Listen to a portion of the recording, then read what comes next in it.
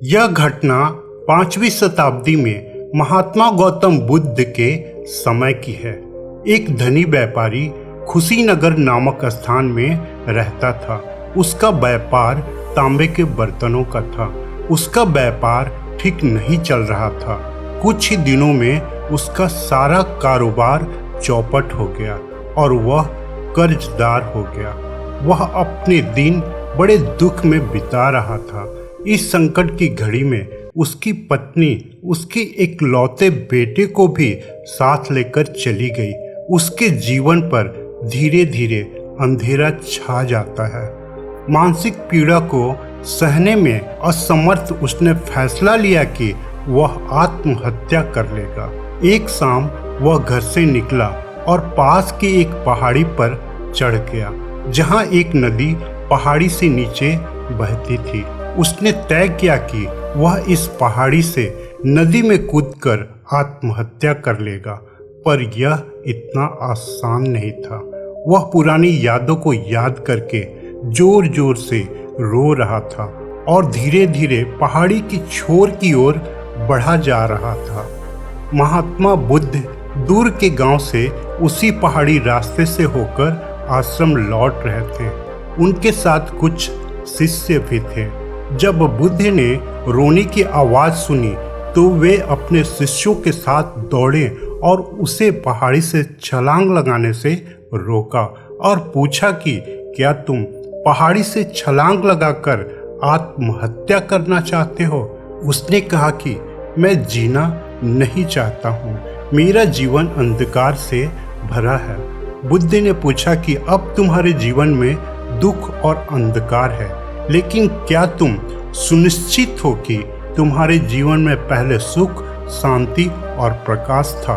उसने कहा कि हाँ, मेरे पास बहुत पैसा हुआ करता था, मैं खुश था, मेरे साथ परिवार और दोस्त थे, मैं एक राजा की तरह महसूस करता था, मैं जो चाहता था उसे प्राप्त कर सकता था। अब मेरे पास आत्महत्या करने के सिवा कोई विकल्प नहीं है। बुद्ध ने कहा कि अपने आप को समाप्त करने से पहले शांति से मेरे प्रश्नों का उत्तर दो। उसने कहा, आप क्या जानना चाहते हैं? महात्मा ने पूछा कि तुम आत्महत्या क्यों करना चाहते हो?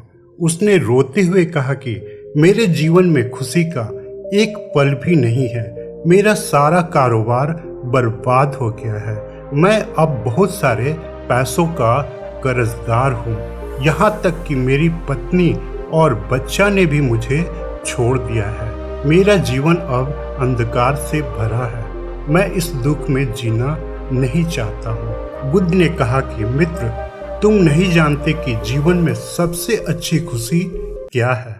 मैं तुम्हें दुनिया की सबसे अच्छी खुशी दूंगा और फिर से तुम पहले से कई गुना अधिक सुख प्राप्त कर सकते हो। उसने महात्मा बुद्ध के शब्दों में आशा की एक नई रोशनी पाई। उसने बुद्ध से पूछा, लेकिन दुनिया में सबसे अच्छा सुख कैसे प्राप्त किया जाए? बुद्ध ने कहा कि तुम अब घर वापस जाओ और कल सुबह आश्रम आ जाना। मैं तुम्हें बताऊंगा कि सबसे अच्छी खुशी और जीवन का सुख क्या है। अगली सुबह वह बुद्ध के आश्रम में गया और बुद्ध को एक विशाल पेड़ के नीचे बैठे पाया। 4 शिष्य सामने बैठे थे, लेकिन बीच की जगह खाली थी। बुद्ध ने कहा, तुम बीच में बैठ जाओ। बुद्ध ने कहा कि तुम्हारे पूर्व दिशा में जो बैठा है वह देवव्रत है। जब वह जवान था, वह एक योद्धा के रूप में युद्ध के लिए गया था और युद्ध में उसने अपने दोनों पैर खो दिया। उसने देखा कि देवव्रत के दोनों पैर नहीं थे और बुद्ध ने उससे पूछा, क्या तुम देवव्रत से शारीरिक रूप से अधिक स्वस्थ हो या उससे ज्यादा परेशानी में हो?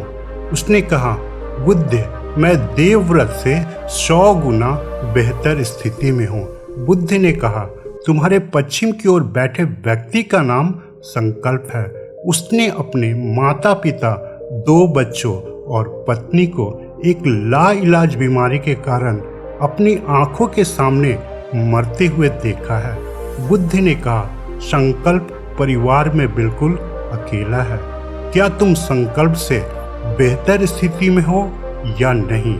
वह थोड़ी देर के लिए चुप हो गया और कहा कि मेरे पिता, माँ, पत्नी और बेटा अभी भी जीवित हैं।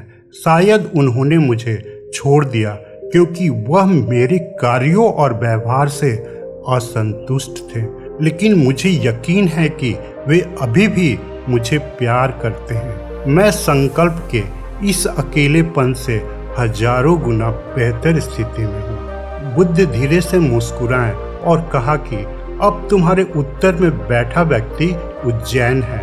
वह एक व्यापारी था और तुमसे 10 गुना अमीर था, परंतु अपने अधेड़ उम्र में उसने लालच और वासना के कारण अपनी सारी संपत्ति खो दी और अंत में सड़कों पर भीख मांगने लगा।